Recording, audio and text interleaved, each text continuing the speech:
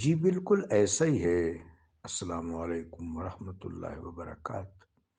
اگر شاہ عبدالحق محدث دہلوی رحمۃ اللہ علیہ کی اس توجیہ کو امت صحیح مان لے تو بہت سارے جو ہمارے نزاعات ہیں ان کا خاتمہ ہو سکتا ہے۔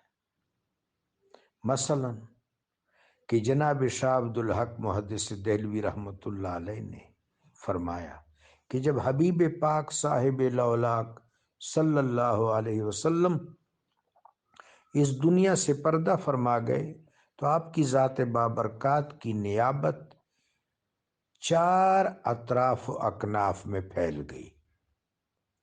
ایک ہے خلافت روحانیہ، خلافت امامیہ، اس میں آپ کے خلفائے عظام اہل بیت اطہار علیہم السلام۔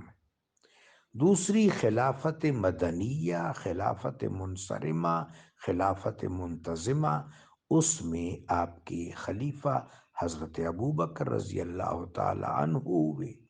ایک خلافت خصوصیہ، اس میں تمام صحابہ اکرام، تمام امت کے علماء، فقہاء، صوفیاء یہ آپ کے خلفاء ہیں۔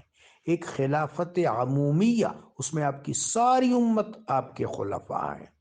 تو چونکہ مولا المؤمنین امام المشارق والمغارب اسد اللہ الغالب علی بن ابی طالب علیہ السلام کی خلافت روحانیہ و امامیہ مسلمہ ہے، لہٰذا خلفائے منتظمین و منصرمین انہی سے مشورہ کرتے تھے اور انہی کے حکم اور رائے کو حتمی شکل میں قبول کرتے تھے۔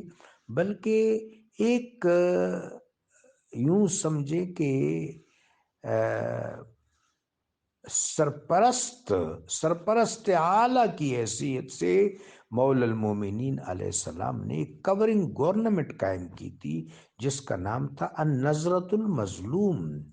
جہاں پر بھی کسی کا حق سلب ہوتا تھا تو آپ خلفائے ثلاثہ رضی اللہ تعالی عنہم کو انتباہ فرماتے تھے اور وہ شکایات کا ازالہ فرما دیتے تھے۔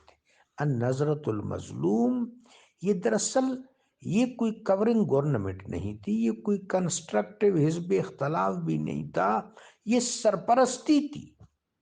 امیر المومنین امت کی سرپرستی فرماتے تھے۔ جزاکم اللہ خیر الجزا۔